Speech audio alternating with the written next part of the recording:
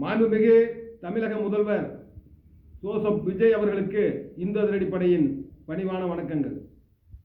ஈரோடு மாவட்டம் கோபி தாலுகா எஸ் கணபதிபாளையம் கிராமத்திலே அரசுக்கு சொந்தமான பொதுப்பணித்துறைக்கும் நெடுஞ்சாலைத்துறைக்கும் சொந்தமான இடத்தை ஆக்கிரமிப்பு செய்து ஒரு சிறிய வகை தர்காவை உருவாக்க முயற்சிக்கிறார்கள். திடீர் என்று அங்கு இருக்கின்ற மரங்களை வெட்டிக்கிறார்கள்.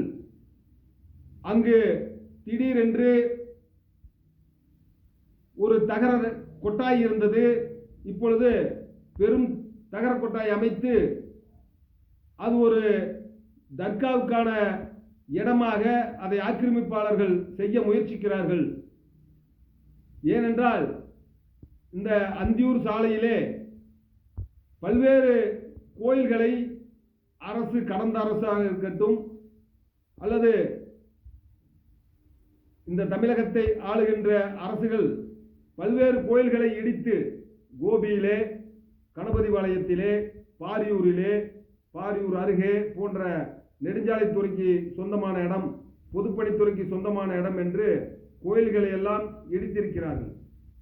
சாலை விரிவாக்கம் என்கின்ற பெயரிலே கோபியிலே பழமையான மாரியம்மன் கோவில், விநாயகர் கோவில் எல்லாம் இடித்திருக்கிறார்கள்.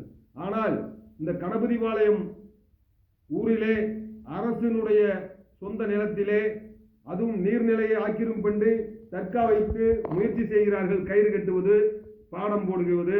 அதனால் இது எல்லாம் உடனடியாக தமிழக முதல்வர் அவர்கள் அதை அகற்ற வேண்டும். ஏனென்றால் உங்கள் ஆட்சி அனைவருக்குமான ஆட்சி என்று சொல்கிறீர்கள்.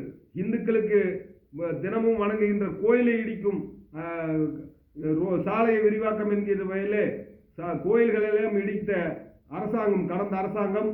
இப்பொழுது இந்த தர்காவினர் பல்வேறு முறைகேடாக தர்காவை விரிவாக்கம் செய்வதற்கு முயற்சிக்கிறார்கள்.